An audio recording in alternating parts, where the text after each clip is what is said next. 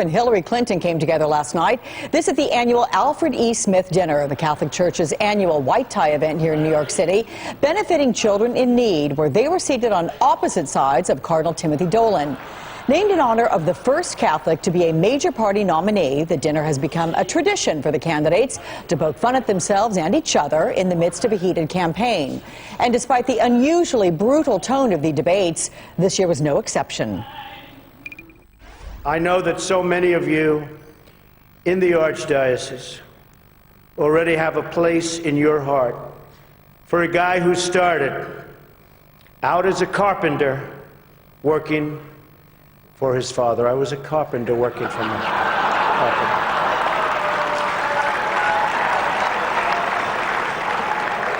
True.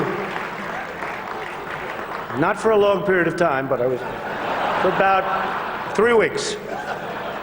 This is the first time ever that Hillary is sitting down and speaking to major corporate leaders and not getting paid for it. It's true.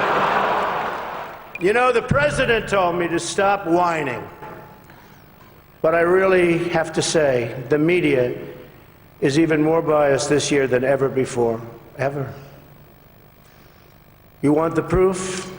Michelle Obama gives a speech, and everyone loves it. It's fantastic. They think she's absolutely great. My wife, Melania, gives the exact same speech. And people get on her case. And I don't get it. I don't know why. Got to give it to him. That was good. But the night was not free of controversy as Trump got heckled when some of his harsher lines fell flat. Hillary is so corrupt. She got kicked off the Watergate Commission. How corrupt do you have to be to get kicked off the Watergate Commission? Pretty corrupt. Well, the audience did not take too kindly to those jokes, and the reaction of this man behind Trump began circulating online. Hillary Clinton went second. She joked about WikiLeaks and invoked her running mate Tim Kaine, who is Catholic, as she contrasted her campaign with that of Donald Trump. You notice there is no teleprompter here tonight, which is probably smart because maybe you saw Donald dismantle his prompter the other day. And I get that. They're hard to keep up with, and I'm sure it's even harder when you're translating from the original Russian. It is great also to see Mayor Bloomberg here. It's a shame he's not speaking tonight. I'm curious to hear what a billionaire has to say.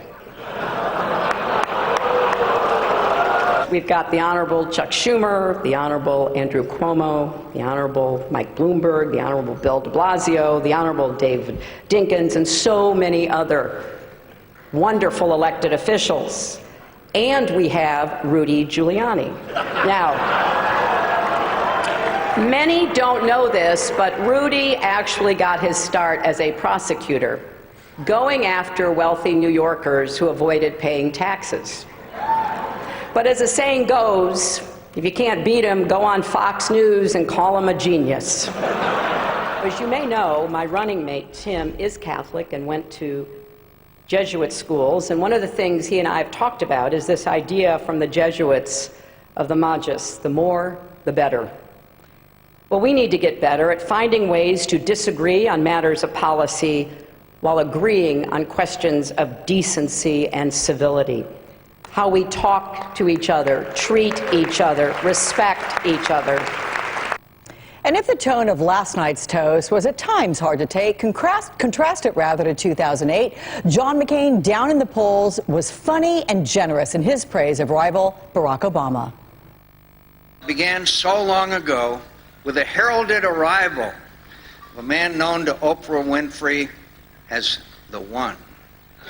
Being a friend and colleague of Barack, I just called him that one.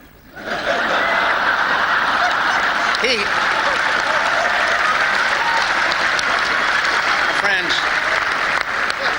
he doesn't mind at all. In fact, he even has a pet name for me. George Bush. I'd have wanted getting out of this room, but my opponent is an impressive fellow in many ways. Political opponents can have a little trouble seeing the best in each other, but I've had a few glimpses of this man at his best, and I admire his great skill, energy, and determination. Senator Obama talks about making history, and he's made quite a bit of it already. There was a time when the mere invitation of an African-American citizen to dine at the White House was taken as an outrage and an insult in many quarters. Today is a world away from the cruel and prideful bigotry of that time, and good riddance. I can't wish my opponent luck, but I do wish him well.